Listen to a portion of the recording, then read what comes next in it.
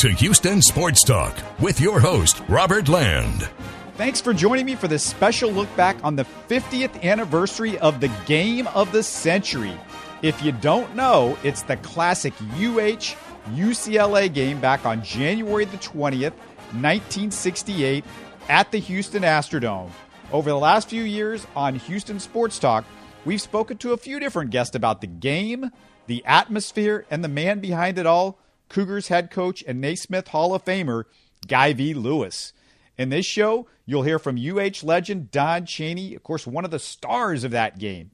Houston Post and Chronicle sports writer and editor Mickey Herksowitz, who was in the building covering the festivities. And finally, Chronicle Cougars beat writer Joseph Duarte, who was there when Guy V made the Hall of Fame. But the first person we'll hear from is Robert Jacobus.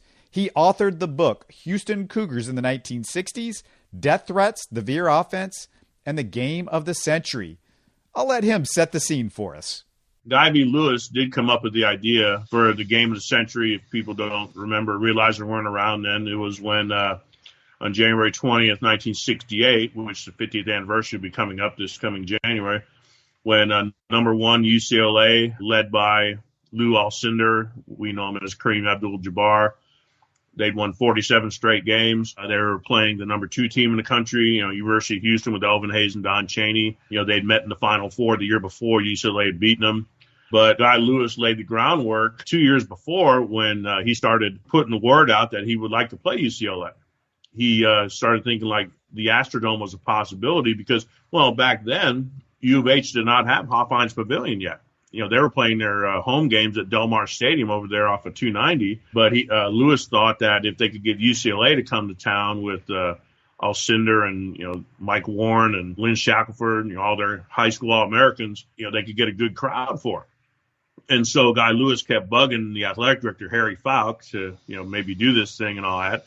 And eventually Falk kind of gave in and he talked to the UCLA athletic director. John Wooden finally gave his approval. Wooden did not like to play games off campus, but he did. He realized that the game could be good for basketball, get a lot of publicity. And so, they decided that they were going to play January 68 non-conference game. And it was like the perfect storm that came along. When the two teams met, they were undefeated. You had the two best players in college basketball, Kareem Abdul-Jabbar and Elvin Hayes. You had the largest crowd in basketball history up to that point, 52,693 fans. And it was the first nationally televised regular season basketball game in college history. The game came down to the wire, and Elvin Hayes had the game of his life, 39 points and 15 rebounds, and he made the two free throws at the end of the game to win the game for U of H. And it laid the foundation for what we know as the March Madness today, because it showed that large crowds would come out to watch a basketball game. It's one of the reasons we have the Final Four in these big stadiums now, arenas. It's very significant. It's kind of like what the culmination of Guy Lewis and recruiting black athletes, it's kind of what everything led up to, was that moment. And by that time, 4 of the 5 U of H starters on that team were African American. But it was, people I talked to said it was just, the greatest sporting event they'd ever been to. Yeah, a couple of things I think that would surprise people that they may not know that you talk about. When I read the book, and again, I definitely recommend people go get this book because there's so many really great stories and great information all the way through it. But the floor from the Los Angeles Sports Arena was shipped to the Astrodome. So UCLA had somewhat of an advantage over Houston because they'd played 3 games on the court earlier in the season. That court also turned out to be the same one used when UCLA and Houston played each other in the Final Four later that season. And you also had players talking about, this was great, they were talking about being winded just running out to the court at the Astrodome because of how much farther it was than the usual court. What else comes to mind from that game of the century, just from the atmosphere and stuff that happened during the game that you think surprised you as you were doing the research on this? You mentioned the part about the players getting winded. They set the court up pretty much in the middle of the dome where second base would be, and the teams had to enter. Those of you who remember the dome, they had to enter from center field. I remember Vern Lewis, Guy Lewis's son, who was playing on the team, he told me that by the time they jogged out to the court to warm up, he was already winded. And a gentleman for UCLA, when I interviewed him, one of their bench players, Bill Sweek, he told me the same story, basically. People I've talked to, they talked about how the noise in the dome was just deafening. I remember Howie Lorch, the student manager, the one who was Elvin Hayes' roommate, Elvin's freshman year. He said when they opened those center field gates to go out to the court, he said he felt like it was the Roman gladiators going out for battle, with 52,000 people there. There was never anything like it before, not even close. I want to say the next largest crowd ever in NCAA history up to that point was like 22,000. So this shattered all the records of attendance and all that. I did interview one gentleman, and they used to sell programs when they used to play the home games over at Del Mar, and they might sell 1,000 programs for like 50 cents each. But then he said when they got to the Dome that night, they had like 10 or 15,000 programs to sell. And the guy and this gentleman I interviewed, he said, this is stupid. We're never going to sell that many programs. And he said they sold them out in about an hour. And because, they didn't realize that the crowd was going to be that big. So like I say, it was just where everything just came together. It's something you could somewhat plan for, but, great events a lot of times aren't really planned. They just kind of come together, with the undefeated teams and the great players and the jam in the dome. I don't know if we'll ever see anything like it again. And unfortunately, the Cougars, they end up getting smashed by UCLA later that season in the semifinal game. Three things jump out as you look back at that game, though. One, the game was pretty much a home game for the Bruins. It was in Los Angeles. We talked about the court situations as a court that they had played on. Two, the Cougs were held to their lowest shooting percentage in 7 years, which says something about the Cougars, but you got to credit UCLA's defense, of course. Three, they lost one of their key starters right before the NCAA tournament. This might be a little bit lost in history, and I'm glad you brought that up. His name was George Reynolds. How important was he, and what happened with George Reynolds? George Reynolds came along in the 1967-68 year, the year of the game of the century, and they recruited him out of a junior college in California. The name escapes me at the moment. He's originally from New Jersey, and I tried to track George down to interview, and I thought I had him a couple of times, but he's been kind of elusive trying to talk to. But he was the point guard. From what I've read, and I've watched films of the game of the century, he and Don Chaney were the backcourt, and UCLA had a great backcourt also with Mike Warren and Lucius Allen. Our two guys, Reynolds and Chaney, could keep up with those two and guard them and things like that. Well, right before the NCAA tournament, turns out there was a controversy over some of George Reynolds' transfer hours from junior college, and he was declared ineligible because he didn't have enough hours, something along those lines. And so he's ineligible for the NCAA tournament. Well, Guy Lewis's son, Vern Lewis, stepped into the point guard role, and Vern did a good job, but defensively he just wasn't there with George Reynolds. So, that was somewhat of a factor in the Cougars losing. They did lose 101-69. Some people have admitted that, but from what from reading John Wooden and talking to people, when UCLA won the rematch game in the Final Four, John Wooden said that was probably the best game that his UCLA team's ever played. They were just lights out. It's just one of those things.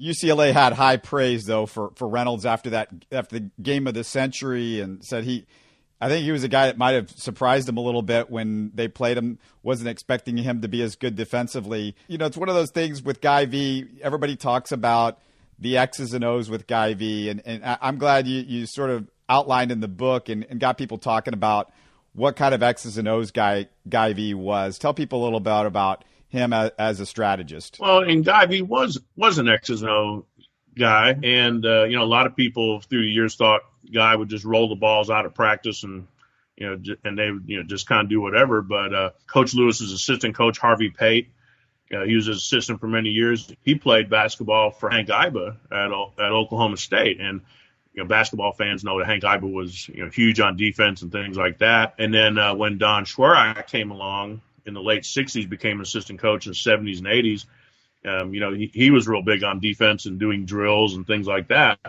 And so, Guy Lewis sometimes gets a bad rap about not knowing a lot of X's and O's. But like I mentioned earlier, John Wooden got his zone press from Guy Lewis, after that game in 1961 where the Cougars beat UCLA at Sam Houston Coliseum. So, and hopefully the book helped dispel some of those myths about Guy Lewis not being an X's and O's kind of guy.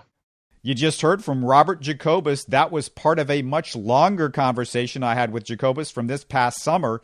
If you haven't heard that podcast, go back into our archives and take a listen. There was so much in his book about how the University of Houston integrated college sports in the South. Incredibly interesting interview. So much that you might not know.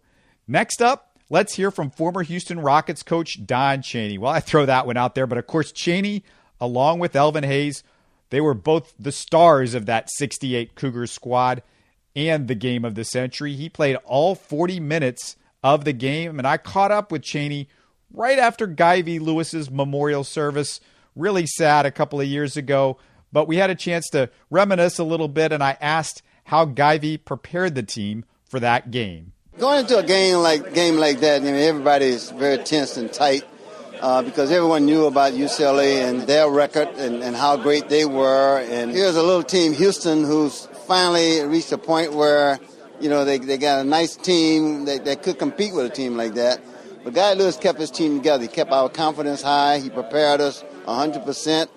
And we weren't that tense. And I have to credit him for that, because a lot of times with a game that big, you're nervous, you're a little bit scared. We went into that game very confident, and I think a lot of it has to do because of him. What did you learn from him as a coach? You went on to, coach in the NBA, and you were taken from a lot of different guys, I would assume, but I assume you got a lot from Coach Lewis. I learned a lot from him, and I told him this once before, especially on the defensive end. I came into the University of Houston as an offensive player. I left there as a defensive player, and I owe that to him. And I think by being a defensive player and going into the NBA, I think that's one of the reasons why I lasted as long as I did, because he gave me a very sound foundation defensively.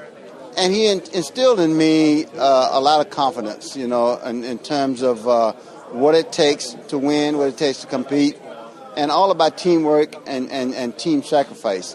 He was one of those coaches who, he wanted to win, and he prepared his players to a point where they were ready to win. We were in shape, we were mentally prepared, and we were going into games knowing that we were prepared. And that's what it's all about from the coaching level, is to make sure that your players are prepared. That was Coug great Don Chaney, who actually won NBA Coach of the Year with the Houston Rockets, if you don't remember. He also won an NBA championship with the 1974 Boston Celtics. You can hear more from Chaney and another legend from the Cougar days, Greg Cadillac Anderson, in a podcast from a couple of years ago. Next up is Mickey Herksowitz, who covered the game of the century for the Houston Post. Mickey, just a masterful storyteller, and he didn't disappoint us at all. Here's Herskowitz setting the scene for us on that whole day. Of course, it was the biggest crowd in the history of basketball, and I'm not sure if the Harlem Globetrotters ever drew more, but they would have been the only basketball team, and I don't know that we could consider them legitimately a basketball team, but no college, no pro team, under no circumstances had ever drawn 65, 66, 67,000 people. So the Astrodome was packed. Before the game, I went to the top row of the upper deck just to get a sense of the perspective of what it was like. And you couldn't see the basketball. It looked like a golf ball from up there. So the people who sat in those upper reaches had to use opera glasses or binoculars. And sitting courtside at the press table, the basketball thumping was so loud, your eardrums got echoes. Alcindor was not yet Kareem Abdul-Jabbar. He had a scratch on his eyeball and was wearing goggles. So that was sort of unreal, seeing Kareem Abdul-Jabbar, who was then Lou Alcindor, in goggles looking like somebody from outer space. And Elvin was so hyped for that game that he sank the 2 free throws that iced the ball game. The Cougars won it. And when the UCLA missed the last shot, Elvin dribbled out the clock the last 14, 20 seconds, just as a kind of a blowback on all the talk about how skilled Alcindor was. He could even handle the ball.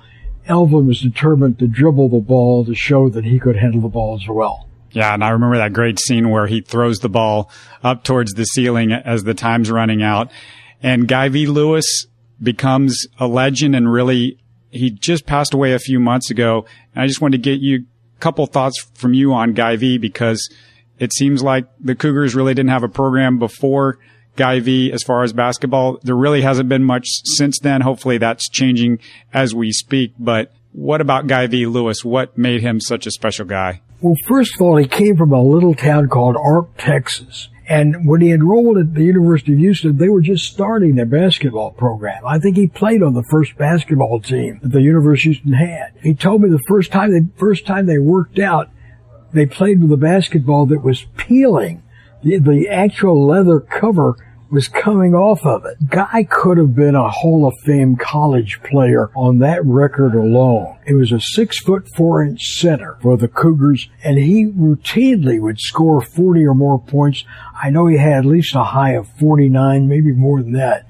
He may have had a 57-point game. He was a great shooter. He was a terrific rebounder. He carried that over. He went from being a player to an assistant coach. I can't now remember who the head coach was, but he succeeded him and then became the only coach they had, or the second coach they had, for the next 30 years. What people never understood was what a terrific motivator Guy was. He handled every player differently. He knew exactly what kind of motivation they needed, whether they needed a pep talk or a tough love or whether they needed a kick in the bottom. Guy handled everybody differently. He was a terrific X's and O's coach, even though he never got credit for that. But I remember one time he fired up his team so much that they rushed off to go to the court for the second half after his halftime speech, and they locked him in the dressing room. And it wasn't until the second half was ready to start that they realized they didn't have their coach with them, so they had to go back and let him out of the locker room. But Guy knew basketball. One of the amazing things to me was how people talked about how little coaching he did. He'd roll the ball out and let the players play. And the NBA coaches that had Elvin, for example, always talked about how he had to be handled and how difficult he was. And you never heard him being difficult with Guy V. Lewis. Guy always got the best out of him and all of his players. He was a terrific tactician. So that was Mickey Herskowitz with his memories of Guy V and the game of the century. I strongly recommend my entire hour conversation with Mickey from a couple of years ago. Just go back into our archive if you haven't heard it. He just gets into everything from the original Colt 45s, the Houston Astros, to the early Oilers, his role in bringing the Rockets to Houston, and his time spent with Mickey Mantle and Nolan Ryan. Definitely worth a listen. Now let's finish up with Chronicle Cougars beat writer Joseph Duarte, who I spoke to right after Guy V's passing. Duarte puts Guy V's career and his whole life in perspective. Here's Joseph on the man with the checkered towel. As college basketball in general, he was an innovator. He was a pioneer. He was one of the first coaches in the South to integrate and accept the integration in basketball. He also saw the future and set up that game of the century with UCLA. So right there, and then, of course, being the father of the Phi Slamma Jamma dynasty, and to see him have Elvin Hayes and Clyde Drexler and Hakeem Olajuwon among the top 50 NBA players of all time. Says a lot, but what I'll remember most is, I didn't get to know him as well except for the last few years, but I took a trip down to his town in Arp, Texas, just outside of Tyler, and Guy V hadn't lived there for 60 years, but the locals still talked about him as if he was one of their own, as if they remembered him. He was the kid who always dressed nice, had the only convertible in town, and was a 2, sometimes 3 sports stars. So when somebody remembers you 60 years after you last lived there, I think that says a lot about your legacy as not just a coach, but as a person, but certainly one of the giants of the game. He will be missed. Talk about the feeling in the program, just the fact that he was able to finally get into the Hall of Fame before he passed away. I mean, that was a huge accomplishment for this program, and it was just such a good feeling to see that happen because everybody had been waiting for so long for that. Well, I was in Springfield the day that he got inducted, and to watch him get wheeled down the street as part of the procession to the ceremony, to see the look on his face. He could not speak because of a stroke that happened about a decade before, but he didn't have to that day. The smile on his face would have gone baseline to baseline, and I think that's really where he waited much too long to get into the Hall of Fame, and many of his players lobbied for him. Some threatened to boycott, like Elvin Hayes, but the fact that he never won a national championship was held against him. But when you put 592 wins, 5 Final Four appearances, countless conference championships and NCAA tournament appearances, there's no reason Guy V. Lewis should have not been in the Hall of Fame nor waited as long. So I think he got his due that day when he finally got in. You just heard from Joseph Duarte on Guy V. Lewis's legacy. Of course, you keep going back to Coach Lewis when you talk about the magical win in '68 and the game that changed college basketball history. Hope you enjoyed our look back and retrospective on the 50th anniversary of the game of the century. The final score, Houston Cougars 71, UCLA Bruins behind Kareem and John Wooden 69. On January 20th, 1968, Cougs House was the Astrodome. What a classic.